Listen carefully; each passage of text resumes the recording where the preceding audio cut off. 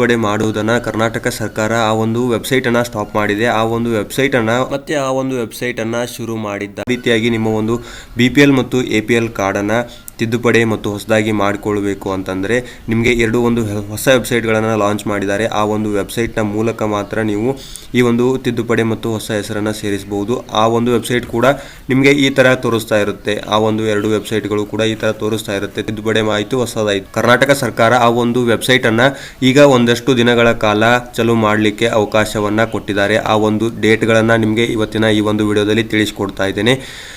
ನೀವೇನಾದರೂ ನಮ್ಮ ಚಾನಲನ್ನು ಇನ್ನೂ ಸಬ್ಸ್ಕ್ರೈಬ್ ಮಾಡಿಲ್ಲ ಅಂದರೆ ಈ ಕೂಡಲೇ ಕೆಳಗೆ ಕಾಣುವಂಥ ಒಂದು ಸಬ್ಸ್ಕ್ರೈಬ್ ಬಟನ್ ಮೇಲೆ ಕ್ಲಿಕ್ ಮಾಡಿ. ಹೀಗೆ ಮಾಡುವುದರಿಂದ ಯಾವುದೇ ರೀತಿ ಗೌರ್ಮೆಂಟ್ಗಳಿಂದ ಬರುವಂಥ ಒಂದು ಸೌಲಭ್ಯಗಳನ್ನು ನಿಮಗೆ ಒಂದು ವಿಡಿಯೋ ಮೂಲಕ ನಿಮಗೆ ತಲುಪಿಸುವಂತಹ ಕಾರ್ಯವನ್ನು ನಾವು ಮಾಡ್ತಾ ಇದ್ದೇವೆ.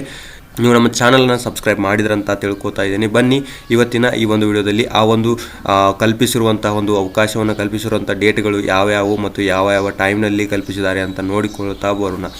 ಇಲ್ಲಿ ನೋಡ್ತಾ ಇದ್ರಲ್ಲ, ನಾವೊಂದು ಮೆಸೇಜನ್ನು ಕಳಿಸಿದ್ದಾರೆ ಆ ಒಂದು ಆಹಾರ ಇಲಾಖೆಯಿಂದ. ಆ ಒಂದು ಆಹಾರ ಇಲಾಖೆಯ ಒಂದು ಮೆಸೇಜನ್ನು ನಿಮಗೆ ತೋರಿಸ್ತಾ ಇದ್ದೇನೆ.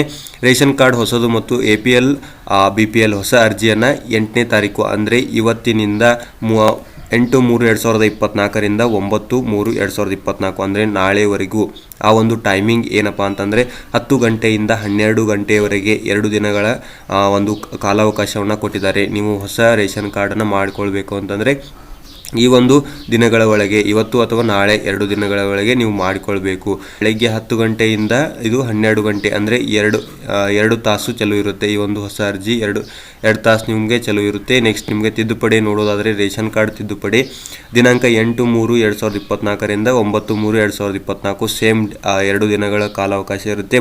ಬಟ್ ಆದರೆ ಈ ಒಂದು ಸೇರ್ಪಡೆ ಮಾಡುವುದಾಗಿರ್ಬೋದು, ಇದು ಮಧ್ಯಾಹ್ನ 2 ಗಂಟೆದಿಂದ ಸಾಯಂಕಾಲ 4 ಗಂಟೆವರೆಗೂ, ಅಂದರೆ ಇದು ಕೂಡ 2 ಅವರ್, ದಿನಕ್ಕೆ 2 ಅವರ್ ಮಾತ್ರ ಈ ಒಂದು ವೆಬ್ಸೈಟನ್ನು ಚಾಲೂ ಮಾಡಿರ್ತಾರೆ. ನೀವು ಅದರೊಳಗೆ ನೀವು ನಿಮ್ಮ ಒಂದು ತಿದ್ದುಪಡಿ ಇದ್ದರೆ ತಿದ್ದುಪಡಿ, ಹೊಸ ರೇಷನ್ ಕಾರ್ಡ್ ಇದ್ದರೆ ಹೊಸ ರೇಷನ್ ಕಾರ್ಡನ್ನು ನೀವು ಚೇಂಜಸನ್ನು ಅಥವಾ ಹೊಸ ರೇಷನ್ ಕಾರ್ಡ್ ಮಾಡಿಕೊಳ್ಬೋದು. ಇವಿಷ್ಟು ಟೈಮ್ನಲ್ಲಿ ಮಾಡಿಕೊಳ್ಬೇಕಾಗುತ್ತೆ. ನೋಡಿದ್ರಲ್ಲ, ಈ ರೀತಿಯಾಗಿ ನೀವು ನಿಮ್ಮ ಒಂದು ರೇಷನ್ ಕಾರ್ಡನ್ನು ಇದೇ ಟೈಮ್ನಲ್ಲಿ ಹೋಗಿ ಮಾಡಿಸ್ಕೊಳ್ಬೇಕು.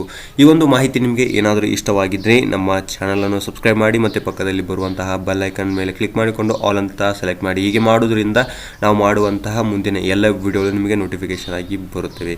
ಧನ್ಯವಾದಗಳು.